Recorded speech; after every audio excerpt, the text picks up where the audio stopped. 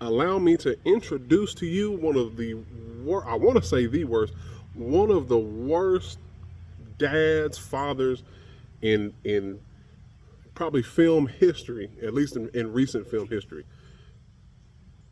Troy, what the fuck his name is from Fences. You know, when it was originally a play with James Earl Jones. Rest in peace, James Earl Jones just passed.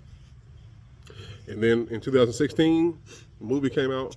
Denzel Washington played Troy. Right, man. First off, okay, at the beginning of the movie, first off, if you've never seen this movie, when you watch, I'm talking about when you hit play and all them little credits and all that kind of shit roll, you will notice him and that dude Bono, they don't shut the hell up for like 30 damn minutes, man. I'm talking about, it's just blah, blah, blah, blah, blah, blah, blah. They on the back of that little garbage truck. That great big old watermelon under his coat, afraid to let the white man see him carry it home. Why you got all the white men's driving the colored liquor? Told him, what's the matter? Don't I count? Think only white fellas got sense enough to drive a truck? Hell, that ain't no paper job. Anybody can drive a truck. How come you got all the whites driving and the colored liquor? Oh shit! I'm talking about the whole time. I'm like, damn! Like the movies, I'm like, they haven't stopped talking, and it was mostly Troy. Then they get home, go in the backyard. He's still running his mouth. Now he got some liquor. He's still running his mouth. And then Lions come home. Hey, what's up, Pop? Let me get $30, man, or $10. My bad, $10. He was like, boy, if I give you $10, tongue kiss the devil in the mouth before I give you $10. Kept on running his mouth, right? And man, like it's a good movie. Don't get me wrong, but and the guy, I mean, he was just nuts. And see, the problem with Troy was I guess sometimes you get dealt a bad hand in life. And when he told the story about his father, I guess Willie D from the Ghetto Boys had it right. You can't give what you ain't got, and it sounded like he was treated evil right out the box. His dad, and I guess his Troy inherited that and she kept wanting to pass that down. He worked a job he couldn't stand. He went to prison for killing a man. He tried to rob him, or he tried to rob somebody, and then the guy stabbed him, and then I guess I can't remember. But anyway, he killed him. He went to prison for a long time. That's where he met that light-skinned dude, Bono, right?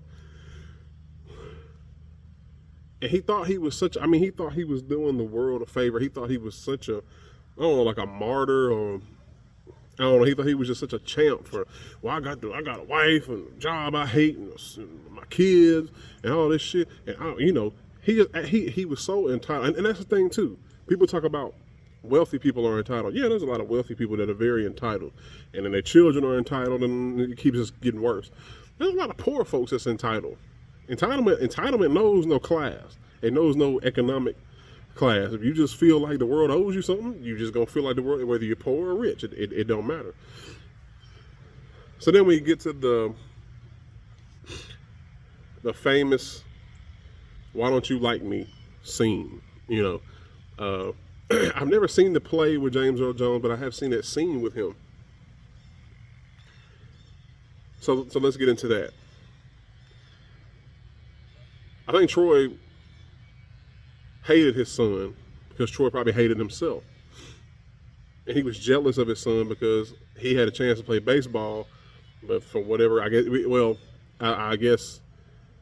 they wouldn't. That was kind of before a time when I guess black folks, I don't know if it was still like the Negro League or whatever. I don't know if he was like predates Jackie Robinson or whatever, coming into the league and doing all that. But he wanted to play baseball, Apparently he was really good. He just didn't get his shot because of his skin color, and that sucks. But here his son has an opportunity to play football, and he wants his son to work at a damn job just like he did. And I guess that saying is true, misery loves company, because look at his father, look at Troy, look at his son, Seemed like Lions kind of broke free a little now, but Lions may not be, a man or whatever. Yeah, he was living with his girl, yeah, my girl working, what's her name, working at the hospital, blah, blah, blah. And but at least he's finding some kind of enjoyment with his life. He was playing his music. You know, Troy, I don't think ever found that enjoyment in his life. And the whole "Why don't you like me?" And he's like, "What is it? What I got? Who? What do you say? What rule is it say I got to like you?" See this thing? I did a video, one of my earlier videos when I very first started. I did a video called "Is it better to be liked or better to be loved?" So let's break that down again. See, love, it is a river. No, I'm just kidding. No, love. There's a thing. First off, let's talk about this. I want to do a separate video on this. There is no such thing as unconditional love. Love is very conditional. You might say, what about parent and child? Especially parent and child. You love your child under the condition that it's your child. That child loves you as the parent under the condition that that's your child.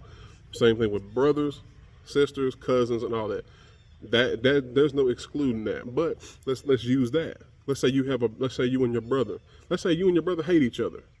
If you found out your brother died, you would feel sad because you do love your brother, but you don't like your brother. See, that's the thing. Same thing, and this goes back to Troy. See, Troy loved his wife, but he kept acting like, I just needed a break when he was cheating on her with that other woman.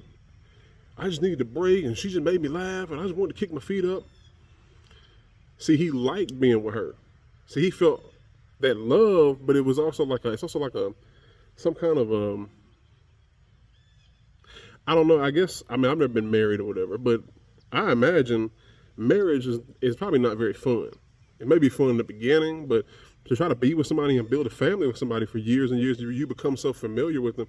There may be times, I know maybe some of y'all out there, you may have looked at your parents and may have said like, damn, mom and daddy kind of hate each other. You may have looked at your parents and they may have seemed like they really hated each other at times, you know.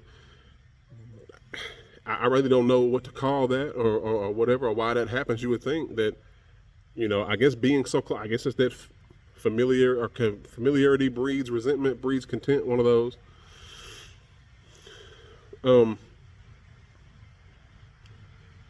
But there's nothing wrong with telling your son that you love him, you know, like in that scene. He could have just said, "Why do you think I don't like you?" Instead of just being like, "Who said I got to like you? I put food on your table. You got a roof to sleep in." Well, that's the basic necessities. Like, who else is going to provide that? You had them. You see what I'm saying? And that goes back to, you know, that Chris Rock joke. Like, I take care of my kids. Well, you supposed to, you dumb motherfucker. Who else is going to do it? You know, you brought them into the world. So you bragging that you giving them the bare necessities, as it were. So I don't know. I mean, like I said, he's probably one of the worst TV movie fathers. It's a terrible character in general. I mean, like I said, the movie is good, and of course Denzel Washington is great, but damn, like he was just. I mean, he just complained. And oh, real quick, I'm gonna say this, and I'm gonna push on up out of here. You know what I really hated about him, other than his entitlement, other than him talking on, you know, every time you asked him a question, he would always find a way to bring baseball into it. Why did you do it, Troy? Well, Rose, you know, it was the bottom of the ninth. It was the 2 outs, runners on, the bases are loaded. But you're born with 2 strikes on you before you come to the plate. You got to guard it closely, always looking for the curveball on the inside corner. You can't afford to call strike. You can't let nothing get past you. If you're going down swinging. Everything lined up against you. You know, I'm up there. I'm at the plate. You know, it's the bottom of the ninth. You know, we down by 2. If I hit this home, if I had a chance, if I could bunt it, you know, and send up, you know, like it was like he couldn't even answer a question straight up. I don't know. But like I said, Fence is a great movie. It's kind of a hard watch though, because I mean Denzel Washington's character Troy is just he's such a killjoy. You know, I don't know. Is there a moral? What's the moral? Let's do this. Have I ever done this? Okay, I guess a moral would be, if you could take anything away from this video or that movie, if you ever watch it, reassure the people in your life that you love them with words and actions. You know, I understand that actions speak louder than words, but we speak for a reason. We have words. We have the ability to use words for a reason. So use them. That whole thing that words don't hurt. You know, sticks and stones can break my bones, but words never hurt. That's bullshit, man. Words do hurt. Words help. Words hurt, and words help. You never know an encouraging word what they could do to boost somebody's spirit and self-esteem, and you don't know the little things you say, especially to your child, that could cut them down. You know, so the moral of this story is, don't be like Troy. All right, I'm gonna holler at you.